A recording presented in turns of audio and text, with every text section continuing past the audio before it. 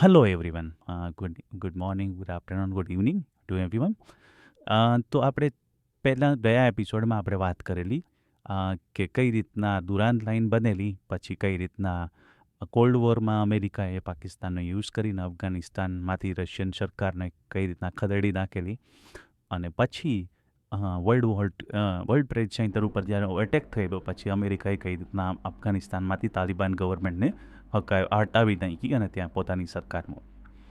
હવે આપણે વાત કરશું કે તાલિબાનો છે એ ત્યાંથી ભાગીને પાકિસ્તાનમાં ગયા હતા જ્યારે અમેરિકન્સ 2001માં અફઘાનિસ્તાનમાં આવેલા ત્યારે પાકિસ્તાનના માણસોએ તાલિબાનોને ત્યાં પખ્તૂન એરિયામાં રહેવા માટેની જગ્યા આપેલી અને એ લોકોને એડપ્ટ બી કર્યા હતા.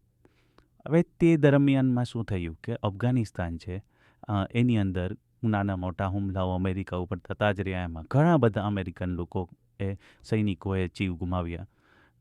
તે લોકોએ લાદેનને મારી નાખ્યો જે પાકિસ્તાનમાંથી મળેલો 2009 અરાઉન્ડ અબોટાબાદ એરિયામાંથી. પછી શું થયેલું કે આ દરમિયાનમાં અફઘાનિસ્તાનની અંદર તાલિબાનોની પકડ ધીરે ધીરે વધવા માંડી અને અમેરિકાને થયું કે ભાઈ આપણે અહીંયા ખોટા અંદર ઘૂસી ગયા છીએ, કારણ કે આમાંથી કશું હવે મળવાનું નથી અને આપણા પૈસા બી જાય છે, આપણા સૈનિકો બી જાય છે, મરે છે. એટલા માટે અમેરિકાએ 2021માં નક્કી કરેલું કે આપણે અહીંથી ભાગી જઈએ. તો એ બધું ત્યાંથી મૂકી અને નીકળી ગયા અને તાલિબાને ટેક ઓવર કરી લીધું અફઘાનિસ્તાનની અંદર. એ દરમિયાનમાં ઇમરાન ખાનની સરકાર હતી પાકિસ્તાનમાં અને એમને એમ થયું કે હવે, કારણ કે ઇમરાન ખાનને તાલિબાનોને સપોર્ટ પહેલેથી જ કરેલો. જ્યારે અમેરિકન્સ જ્યારે અફઘાનિસ્તાનમાં હતા ત્યારે પણ ઇમરાન ખાનનો સપોર્ટ તાલિબાનોને હતો. એટલે ઇમરાન ખાનને એમ થયેલું કે આપણે હવે અફઘાનિસ્તાનની અંદર આપણે જ માય બાપ છીએ અને આપણે જ એની પોલિસી બનાવશું અને બધું એને હેન્ડલ કરશું.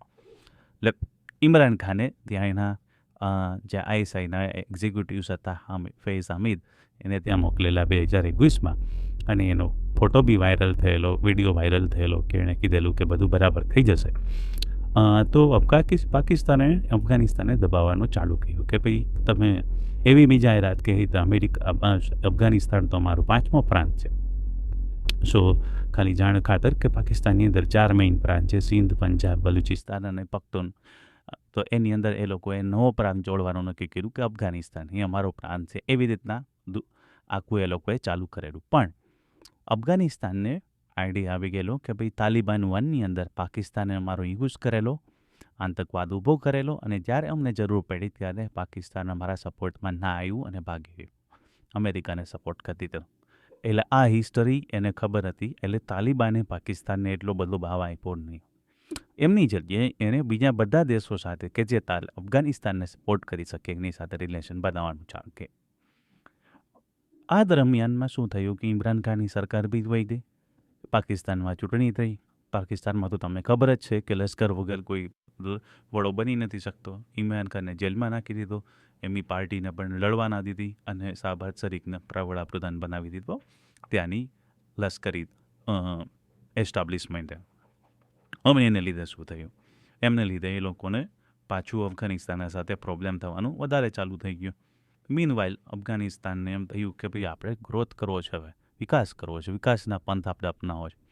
એટલે એ લોકોએ રિલેશન બનાવવાનું ચાલુ કર્યું ઇન્ડિયા સાથે, ચાઇના સાથે, સેન્ટ્રલ એશિયા સાથે, જેમ કે તઝાકિસ્તાન, કિર્ગિસ્તાન, કઝાકિસ્તાન, રશિયા સાથે.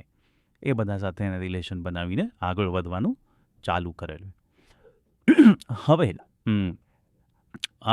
નેક્સ્ટ એપિસોડમાં હું તમને બતાવીશ કે કઈ રીતના ટીટીપી તરીકે તાલિબાન પાકિસ્તાન ઊભું થયું અને કઈ રીતના પાકિસ્તાનને એને લીધે તકલીફો ચાલુ થઈ અને અત્યારની શું પોઝિશન છે. તો થેન્ક યુ મારો વિડીયો સાંભળવા બદલ. જો તમને ગમ્યું હોય તો સબસ્ક્રાઈબ કરજો મારી ચેનલને અને શેર કરજો બીજા સાથે. તમારો ખૂબ ખૂબ આભાર. Thank you again.